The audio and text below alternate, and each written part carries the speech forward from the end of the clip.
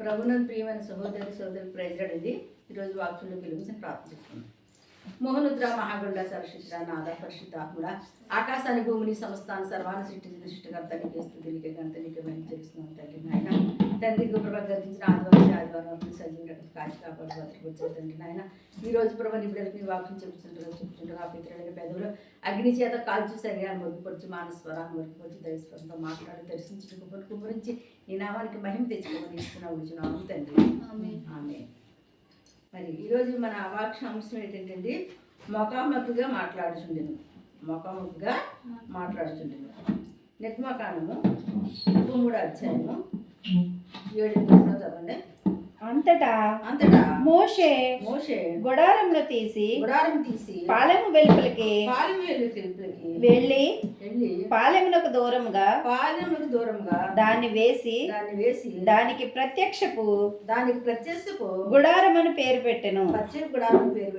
యెహోవా వెదిగిన ప్రతి వాడును పాలెమునకు వెలుపునున్న ఆ ప్రత్యక్ష గుడారమునకు వెళ్ళుచూ వచ్చెను. ఇక్కడ అంటే అంతటా మోషే గుడారము పాలెలుపులు ఏంటంటే ఒక గుడారం వేశారంటే ఆ గుడారం ప్రత్యేక గుడారం అంటే అక్కడ ప్రత్యేకించి మరి దేవుని ఆరాధించడం, ప్రత్యేకించి దేవుని స్థుతించడం, ప్రత్యేకించి అన్ని విషయాల్లో కూడా దేవుని గణపరిచే విషయంలో ఆ యొక్క ప్రత్యేక గుడారాన్ని దేవుడు ఏర్పాటు చేసుకుంటారు. ఆ ప్రత్యేక గుడారానికి ఏం చేయాలంటండి, ఎవరైతే ప్రత్యేకించబడతారో వాళ్ళు మాత్రమే ఆ గుడారంలో లోనకాటకి వెళ్ళేది. కానీ ఎలా ఉంది, బయట నుంచి మాత్రమే ఏం చేయాలి చెప్పండి, మన దేవుని ఆరాధించాలంట. ఆ రీతిగా ఎవరు ఏర్పాటు చేశారండి ప్రత్యేక గుడారం? మొట్టమొదట ఏర్పాటు చేసింది ఎవరండి? మోషే ద్వారా దేవుడు చెప్పడం ద్వారా మోషే ఆ ప్రత్యేక గుడారాన్ని ఏర్పరచమని దేవుడు చెప్పాడు కనుక ఆ ప్రత్యేక గుడారాన్ని మోషే అండి ఏర్పాటు చేశాడు. ఇక్కడ చూద్దాం, 9వ చదవండి. మోషే ఆ గుడారంలోకి పోయినప్పుడు, ఆ గుడారంకి వెళ్ళినప్పుడు మేఘస్తంభమును ప్రజలందరూ 8వ వచనం. మోషే ఆ గుడారమునకు వెళ్ళినప్పుడు ప్రజలందరూ లేచి ప్రతివాడు తన గుడారపు ద్వారమందు నిలిచి అతడు ఆ గుడారంలోనికి పో వరకు అతను వెనుక తట్టు నిదానించి చూచుండెను. ఏంటంటేనండి ఆ యొక్క ప్రత్యేక గుడారంలో యాజకుడు వెళ్ళినప్పుడు, ఈ మోషే వెళ్ళినప్పుడు అండి వీళ్ళంట ఆ గుడారపు లోనికి వెళ్ళి వరకు కూడా చూస్తూ ఉండేవారంట. అలాగే వెళ్ళిపోయిన తర్వాత ఏం కనబడిందంటే వెనక తట్టు కనబడిందంట. అంతవరకు కూడా అంటే వాళ్ళంట అక్కడ ఇశ్రాయేల్ అంటే కనిపెట్టుకొని మోషే ఎలా వెళ్తానండి అని తెలుసుకోవడానికి ఏంటంటే వాళ్ళట ప్రత్యేకించి చూసేవారు. ప్రత్యేక గుడారంలో ఏముంది, ఎలా మాట్లాడుతున్నారు, ఎలా ప్రార్థన చేస్తున్నాడు, ఎలా దేవుని అక్కడ మరి దేవుని ఏ రీతిగా ఆ దేవుడితో మాట్లాడుతున్నాడు అనే విషయం మరి తెలుసుకోవడం కోసం ఏంటండి మోషే ఎన్ని వరకు కూడా వెనక పార్శ్వం వరకు అంటే ఇశ్రాయేల్ అంటే చూస్తూనే ఉన్నారంటే. తర్వాత 9వ వచనం చదవమా.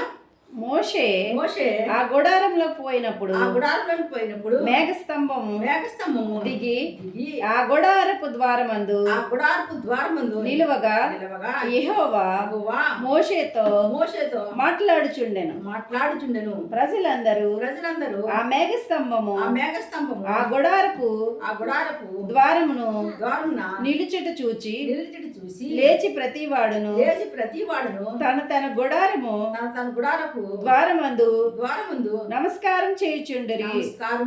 ఇక్కడ అంటే మోషే మరి ఆ గుడారంలోకి వెళ్ళిపోయిన తర్వాతండి ఆ మేఘస్తంభం ఎక్కడ ఉన్నదంటండి ఆ గుడారపు పయనించాడండి ఆ కనబడిందంట.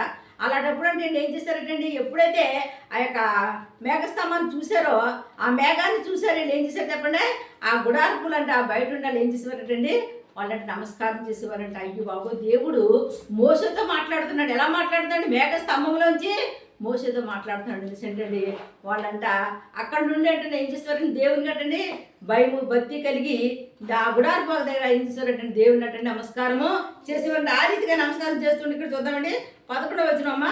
మనుష్యుడు తన స్నేహితుడితో మాట్లాడినట్లు యెహోవా మోషేతో ముఖాముఖిగా మాట్లాడుచుండెను.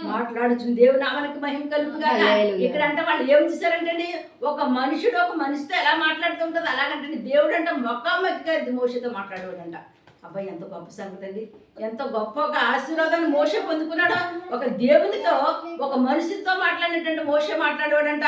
నిత్యము కూడా ఎప్పుడైతే తన పశ్చేపు గుడారంలోకి వెళ్ళేవాడు అప్పుడు దేవుడు అంట ఆ ఒక మనిషితో మాట్లాడిన రీతిగా దేవుడు అంటే ప్రతి విషయాన్నంటండి మోషేతో మాట్లాడి. ఆ విషయం ఎవరు చూశారంటండి?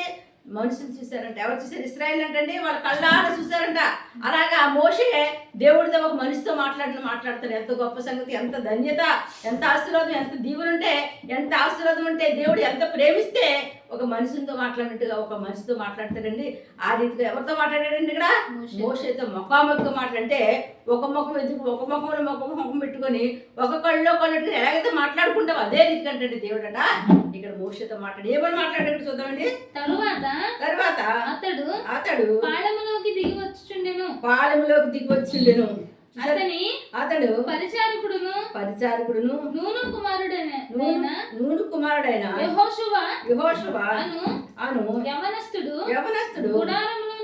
గుడారంలో నుండి వెలుపులకి రాలేదు.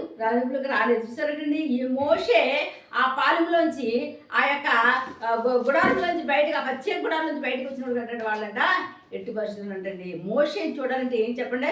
భయం. ఎవరితో మాట్లాడుతున్నాడు మోషే? దేవుడితో మాట్లాడుతున్నాడు. దేవుడు చెప్పి ప్రతిదీ ఎవరికి మోసుకొస్తున్నాడండి? ఈ యొక్క ఇశ్రాయేలుకి మోసుకొచ్చి చెప్తున్నాడు కనుక దేవుడికి మనుషులకి మోషే ఎలా ఉన్నాడు చెప్పండి? మధ్యవర్తిగా ఉన్నాడు. మధ్యవర్తనాన్ని ఎవరు వస్తున్నారు చెప్పండి? మోషే వస్తుంది. ఆ రీతికి ఎవరు ఎన్నుకున్నారు చెప్పండి? దేవుడు ఎన్నుకున్నాడు. ప్రజలకి మరి దేవుడికి మధ్యవర్తిగా మోషేని దేవుడు ఎన్నుకున్నాడు. ఒక నాయకుడిగా ఎన్నుకొని మరి దేవుడు అటండి మోషేనట నడిపిస్తున్నాడంటే ఇక్కడ చూద్దామండి. తర్వాత మోషే యెహోవాతో ఇట్లనెను చూడుము ఈ ప్రజలను తోడుకొని పొమ్మని నీవు నాతో చెప్పుచున్నావే గాని నాతో ఎవరిని పంపెదవో అది నాకు తెలుపలేదు. నీవు నేను నీ పేరును బట్టి నిన్ను ఎరిగి ఉన్నానని నా కటాక్షము నీకు కలిగినదని చెప్పితివి కదా. ఇక్కడ ఏమని చెప్తున్నాడంటే మోషే అయ్యా నువ్వు చెప్తున్నావు కదా నీ ప్రజల్ని తోడుకొని రమ్మనేసి నువ్వు మాట్లాడుతున్నావు కదా, నువ్వేది నాకు తెలుసు, నేను నీతో మాట్లాడుతున్నాను, నువ్వు నాతో మాట్లాడుతున్నావు. మరి ఎవరి పేరు పెట్టి పిలిచావు, నువ్వు ఎవరిని ఎన్నుకున్నావు, ఎవరిని ఏర్పడుతున్నావు, ఎవరిని తీసుకొని రావాలి, ఎవరిని ఎక్కడ తీసుకురావాలి ఏంటి అనేసి అంటే వివరంగా దేవుడిని అడుగుతుంటే దేవుడికి ఏం చెప్తున్నాడు చూడండి. కాబట్టి నీ కటాక్షము నా ఎడల కలిగిన ఎడల నీ కటాక్షము నా ఎడల కలుగునట్లుగా దయచేసి నీ మార్గమును నాకు తెలుపుము. అప్పుడు నేను నిన్ను తెలుసుకుందును. చిత్తగించుము. ఈ జనము నీ ప్రజలే కదా అని దేవుడు అంటాడు. ఏమంటే నాయన మోషే ఏమంటాడంటే నాయన నువ్వేం చేస్తామంటే మరి నిజంగా మోషే దేవుడితో మాట్లాడుతున్నాడు. దేవుడు మాట్లాడుతున్నా అయ్యా నీ కటాక్షం నా మీద ఉన్న ఎడల, నీ కటాక్షం నాకు కలిగిన ఎడల, నీ దయ నా మీద ఉన్న ఎడల, నువ్వు నా పక్షాన్ని ఉన్న ఎడల నాకు ఒక పని చేసి పెట్టాలి. ఏంటంటే ఈ ప్రజలు ఎవరు? నువ్వు ఎన్నుకున్న ప్రజలు, నువ్వు ఏర్పాటు చేసుకున్న ప్రజలు. ఈ ప్రజలు పాపంలో శాపంలోని ఉండగా ఐగుప్తు దేశంలో బానిసలే ఉండగా నువ్వు ఏర్పాటు చేసుకొని ఎన్నుకొని ఎర్ర సముద్రాన్ని 2 పాయలుగా చేసి వారిని తీసుకొచ్చావు. ఈ ప్రజల పక్షాన్ని నన్ను నిలబెట్టుకున్నావు కనుక ఈ ప్రజల గురించి నీవు ఏం మాట్లాడంటావో, ఏం చేస్తావు, ఏం చెప్తావో అది నేను తనయ్యా చిత్తమో చెప్పు అనేసి అంటే దేవునితో మాట్లాడుతున్నాడంట. ఇక్కడ చూడప్పుడు ఏం చెప్తున్నాడు చూడండి. అందుకు ఆయన నా సన్నిధి నీకు తోడుగా వచ్చును. నేను నీకు విశ్రాంతి కలుగు చేసేదనగా మోషే నీ సన్నిధి రాని ఎడల ఇక్కడ నుండి మమ్మును తోడుకొని పోకుము. చూసారు ఏమంటున్నాడు తెలుసండి? చూసారు దేవుడు అన్నాడు నా సన్నిధి నీ తోడుకుందని దేవుడు చెప్తున్నాడు. చెప్పినప్పుడు అంటే వెంటనే లోపడిపోయాడంటే అంటున్నట్టు అయ్యా నీ సన్నిధి మాతో లేకపోతే నేను ఎక్కడికి వెళ్ళానయ్యా, నేను ఏమి చేయలేనయ్యా, నువ్వు నాతో ఉంటేనే, నీ సన్నిధి నాతో ఉంటేనే నేను ఏదైనా చెయ్యి. ఇంతవరకు నీ సన్నిధి నువ్వు నాతో ఉన్నావు కనుక ఇశ్రాయేలు జనంగా నీ రీతిగా నడిపించగలిగానయ్యా, లేకపోతే నేను ఎట్టి పరిస్థితుల్లో నడిపించలేనయ్యా. నీ సన్నిధి నాకు కావాలయ్యా, నువ్వు నాతో ఉండాలయ్యా, నువ్వు ఉన్నావు తండ్రి, నువ్వు మమ్మల్ని కరుణిస్తావు తండ్రి అనేసి అంటే నీకు వెంటనే మరి దేవుడి కంటే ఎవరు లోపడ్డారు చెప్పండి? మోషే లోపడ్డాడంట. అంటే దేవుడు ఏదైనా చెప్పినప్పుడు దాన్ని ఏం చేయాలండి? నా సన్నిధి నీతో ఉంది కదా, నేను నీతో ఉన్నాను కదా, పర్లేదన్న ఏమన్నా అయ్యి బాబు అంత మాట అనుకో బాబు, నువ్వు లేకపోతే మేమేమైపోతాం, మా బ్రతికే లేదు, మేమే లేము, పాపంలో షాపులో ఉన్న మమ్మల్ని రక్షించుకున్నావు కదయ్యా, మా కష్టంలో మా బాధలో మా అంతాల మీద పడిండి మమ్మల్ని ఎవరు పట్టించుకోలేని పరిస్థితిలో, మా వ్యాధుల్లో, మా యొక్క శోధనలో, అన్ని విషయాల్లో నువ్వు మమ్మల్ని లేవనెత్తి మమ్మల్ని ఈ స్థితికి తీసుకొచ్చి మాకు రక్షణ ఇచ్చిన దేవుడు అయ్యా, నిన్ను మేము ఎట్టి పరిస్థితుల్లో ఇడిచిపెట్టమయ్యా, చావైనా బ్రతుకైనా నీకోసం బ్రతుకుతామని అంటే మనం కూడా ఏం చెప్పండి తీర్మానం తీసుకోవాలి. ఎందుకంటే మరి ఎవరైతే త్యాగాన్ని మన కోసం చేసిన త్యాగమూర్తి అని యేసయ్య, ఆ యేసయ్య నీ మనం ప్రేమించాలండి. ఎందుకు ప్రేమించాలండి? ఎవరైనా ఈ లోకంలో మరి అందరూ జన్మనిస్తారు, కానీ మరి ఈ లోకంలో ఆయన మనకి ఏం జన్మించాడు? పునర్జన్మించాడండి. ఎక్కడికి పునర్జన్మించాడండి? ఆయన చనిపోయి తిరిగి లేచి మనం కూడా చనిపోయిన తర్వాత తిరిగి మళ్ళీ లేచి ఆయనతో పాటు మనం పరిపాలనలో ఉంటాక, ఆయన రాజ్యంలో నిత్యం మనం ఉంటాకే అటువంటి ఒక కృప ఎవరు చూపించారండి? దేవుడు యేసే చూపించాడు కనుక యేసు ప్రభుకి ఏం చేయడం మనము తీర్చడం కనుక మనం నిత్యం అనుదినం కూడా మనం ఏం చేయాలంటే ప్రార్థన చేయాలంటండి. నువ్వు ఎప్పుడు ప్రార్థన చేస్తే అప్పుడు అక్కడ సన్నిధి, నువ్వు ఎప్పుడు ప్రార్థన చేస్తే అప్పుడు ఆయన నీ దగ్గరకు వస్తాడు, నీతో మాట్లాడతాడు, నీ దర్శిస్తాడు, నీ కుటుంబంలో ఉన్న సమస్యలు తెలుస్తారు కనుక మనం ప్రార్థించడం మాత్రం ఎట్టి వస్తుందని మర్చిపోకూడదు. అట్లా అనేస్తున్నాడు మోషే అంటున్నాడంటే, అయ్యా నీ సన్నిధి రాకపోతే నేను ఒక్కడు కూడా ముందుకెళ్ళానయ్యా, నేను ఏమి చేయలేనా, ఎందుకు పనికిమాలని అయిపోతానయ్యా, నువ్వు నాతో ఉండాలయ్యా, నీ సన్నిధి నా తోడు కావాలయ్యా, నువ్వు నాకు కావాలయ్యా అని సెంటండి ఈ యొక్క మోషే చెప్తున్నాడు. నేను చూద్దామండి 15వ వచనం.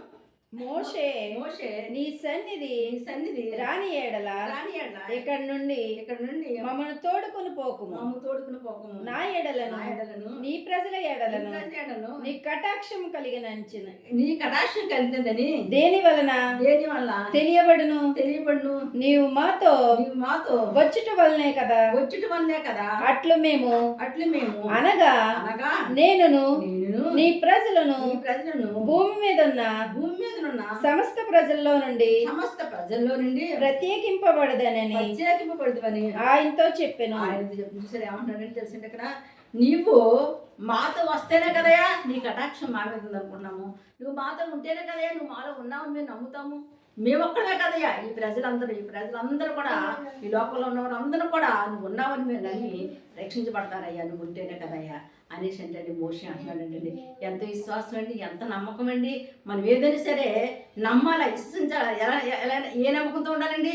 మనం పూర్ణ మనసుతో పూర్ణ ఆత్మతో దేవుని విశ్వాసం ఉంచి మరి మనం అంటండి ప్రార్థించండి. అప్పుడంటే దేవుని కృపను మనం పొందుగలుగుతాం. లేకపోతే పరిస్థితులు కూడా మనం ఆయన కృపను పొందుకోలేమంటండి. మరి అలాగే ప్రార్థన చేసుకుందామండి.